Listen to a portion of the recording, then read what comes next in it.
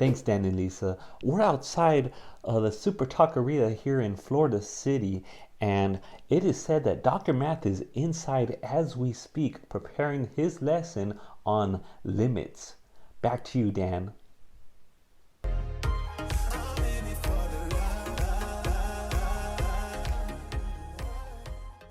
All right, athletes, so let's go ahead and let's dive into these limits here.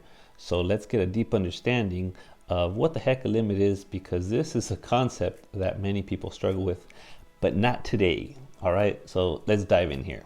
All righty, so we're looking at the limit. We're going to use this graph to find the limit as x approaches a of this function f of x. What the heck did you just say? All right, so this is what's going down, mathletes.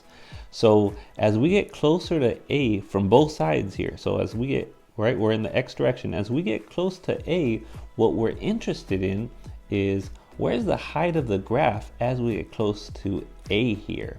And so we see the height of the graph is right here. But when we're talking about limits, we want to make sure, here's the idea. All right, we want to pretend here, maybe this might help you, that you have a little stick figure here, and he's walking to the right. So that figure, he's to the left of a, but he's walking to the right. And so what height is he approaching? So we could see that as he gets closer to a, he's approaching this height p right here, right? And if he had a friend he was talking to, right, they're walking towards each other, another little stick figure friend here.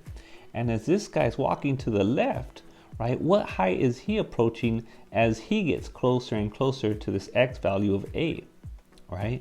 And so we could see he is also approaching that height of p. So since they're both approaching that same height, right, we say the limit as x gets really close to a, right, it never actually gets to a, we're getting really, really close to a, we could see that the height is approaching p. So we say this limit here is equal to p. And that's going to be the idea that we're going to be working with today. So you're going to need to give it some time and go through these examples, press pause, take down notes, right? I really want you to understand what is going on here. All right, so there's our abstract idea. So let's work with some numbers so you can see what's taking place. Follow me. All right, so let's look at this example to make sure we really understand what we mean by they have to approach the same height from both directions. All right, so we have our function here, and what we're looking at for part A is, what's our limit as x gets closer to 3 of f of x. So right here, we're focusing right here at 3. So again, I could draw my two little stick figures to help me with this idea. So this stick figure is going to be walking to the right, right? He's walking down in this case. And we have another stick figure, his friend over here is talking to him from this side, and he's going to be walking up. So as this guy's walking down and this guy's walking up, we want to make sure that they're both walking towards, right? As they get closer to 3 here, they're walking towards that same height. And if we take a look here, both of them are approaching that same height of 8. And some of you might look at this and be, well, wait a minute, this function is not defined at x equals 3 because there's a hole in the graph. You're right, but we don't have to worry about that because they're never actually going to reach 3. When we're talking about the limit, what we're saying is you're getting as close as possible, but we're never going to reach 3. So we could see that both of them are getting really, really close to the height of 8 here. And so this limit is equal to 8, right? Because they are both, from both directions, approaching that height, that same height. Whereas in part B, look, this is saying as x gets closer to 6 from the left, so let me draw a stick figure on the left. It's a little hotter here, so let's make it red. So this guy's walking to the right from the left side, and this guy up here is walking from the right hand side, so he's walking left. So this guy's walking to the left, this guy's walking to the right, right? Because these guys are approaching 6. So they're approaching the x value of 6. So this guy's walking to the right, this guy's walking to the left. And you ask yourself, are they approaching the same height? Well, notice this guy right here, up here, is approaching the height of 7. This guy down here, as he gets closer to 6, is approaching the height of 5. So because they're not approaching that same height, then we say that this limit does not exist because they're not approaching that same height. So this limit here does not exist. And that's the idea that we're going to be massaging today. All right. So if that makes sense, fantastic. Let's look at more examples. If that doesn't make sense yet, follow me to the next example. All right. Some of you like looking at things visually. Others, you're number people. You need to see the numbers. All right. So let's look at a table here to help us look at this numerically. All right. So we're going to see what happens as the limit gets close to 9. So what happens is our x values get really, really close to 9 from both sides. So when I say from the left, we're looking at numbers that are smaller than 9, but really close. So I could start at 8 here, and I'm getting really, really close to 9, right? I'm getting closer and closer to 9, but notice I'm staying under 9. So what we want to do is we look at, okay, as x is getting closer and closer to 9, as we're creeping up here on 9, what's happening to the height? What's happening to f of x? Well, we could see that f of x is getting pretty darn close, right? It's approaching 5 from the left. So from the left-hand side, the height is approaching 5, right? And let's see what's happening from the right-hand side. And for this limit to exist, it should also be approaching 5. So let's take a look. So now, since we're coming from the right, we start with the number bigger than 9 because that's where the limit's headed. And then we start walking closer and closer to 9. So we start getting really close to 9. And as we get really, really close to 9, where is our height? Where is that function headed? Well, check it out. This function here, we could see that the height, the output, is also getting really, really close to 5. So because both of these functions here, as you walk closer and closer to as you walk closer and closer to 9 from both directions, the left and the right side, their heights are getting closer and closer to 5.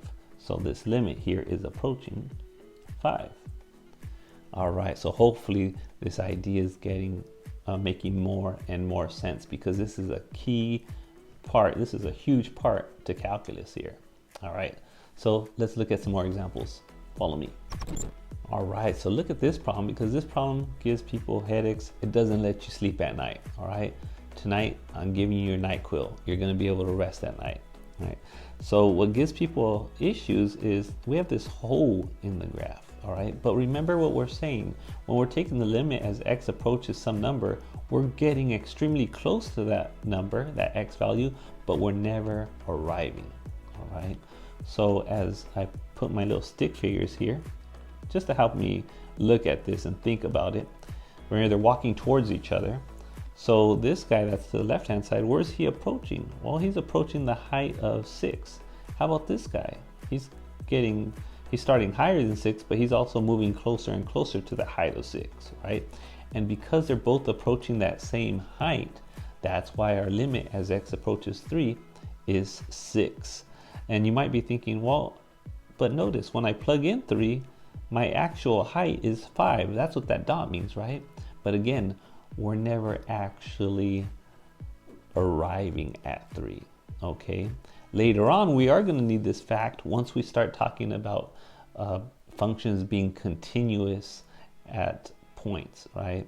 At some points that we're going to look at. But right now, we're not talking about that. All we're discussing is this idea of limits. And so when we think about limits here, we're getting really, really close to this value of x equals 3, and we're saying, okay, where's the height at? Well, the output is at 6 here. So this limit is approaching 6 because we're not arriving. So that's why we say it's approaching. All right, so hopefully this is making sense. Let's continue the march. All right, so now that we don't have our graph, we could always use Desmos and other programs to actually graph this to take a deeper dive into this. But right now, let's look at this using algebra. So we have this function here, a rational function, and we're looking at when x gets closer to -3. Well, what we tend to do is we tend to plug in this value, but what we're going to see is when we plug in -3 right here, right? When we plug in -3 there, what that's going to do is that's going to give us a division by 0, right? And of course, that leads to a lot of problems. So we run into a situation here because you can't divide by 0. So what we tend to do when we see this occur is we look at our numerator and we ask ourselves, this is one of our techniques, can you factor your numerator, right? And in this case, we're lucky because we can. So let's rewrite this. F of x equals, and let's factor the top. And I have a video linked right down below of how to factor using different factoring techniques, if that's what you need help on. All right, so we're gonna have x plus 3 and x minus 1. So those are gonna be our mother factors, right? When we factor x squared plus 2x minus 3, and we're gonna divide that by x plus 3. And what this is gonna allow us to do is now we could go ahead and cancel those common factors of x plus 3. And you're like, well, wait a minute, we can't cancel because you're canceling out a 0. Remember, we're taking the limit as x approaches -3. So we're never actually arriving at x equals -3. So we're okay, we're allowed to do this. So what we're really analyzing is the function f of x equals x minus 1. And now we're totally okay in plugging in this value of -3 into our function that we have simplified. So now we're left with -3 minus 1, which gives us -4. And there is our limit. And again, I'm allowed to plug this in because here I have a polynomial. And when I have a polynomial, remember, one of your properties of limits is that you're allowed to plug this number, right? Whatever the limit is approaching, you're allowed to plug it into the polynomial. So if you didn't know that, that's a good time to write that down. All right. So again, here we had a polynomial.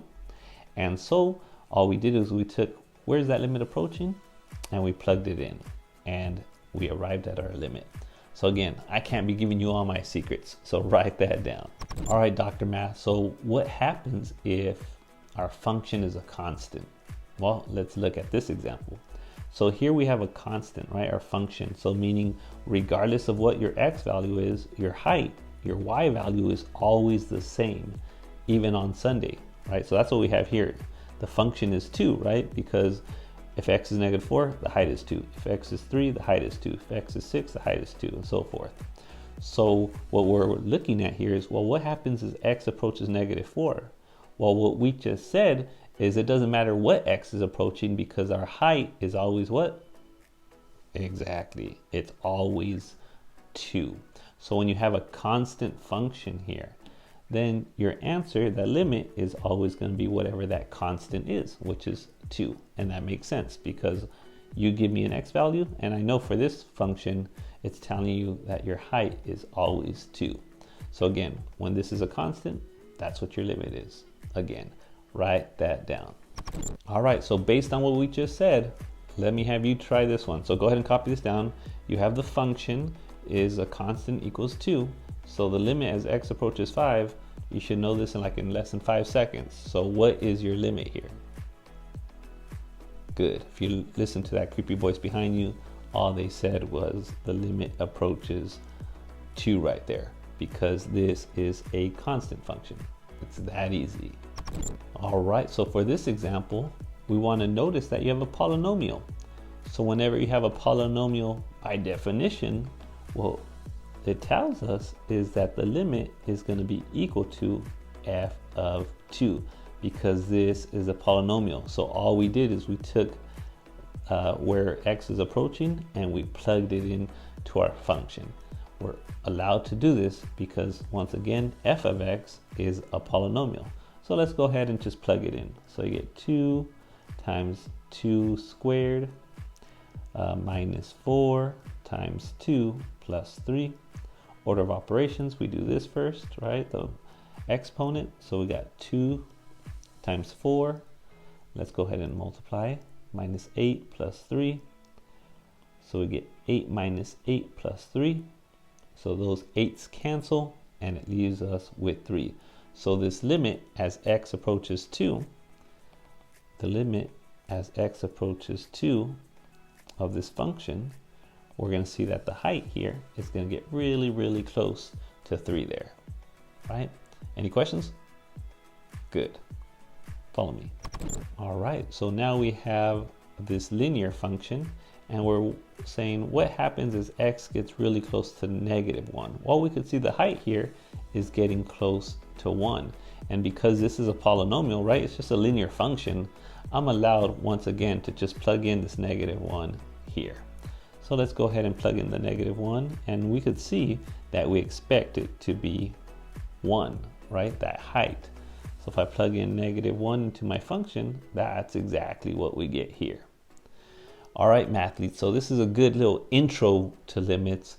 And if you want, we could take a deeper look, into some harder examples where I'll give you techniques to handle limits that, might confuse the heck out of you. But again, you can't get to that level until you have this understanding, right? This foundation of what the heck a limit is and what is it that we're looking for. So hopefully this is helpful. And if it was, do us a favor. We're working hard for you. Smash that like button, subscribe, and please do us a favor. Share this video with a friend or two and help get the word out that Dr. Math is here for you.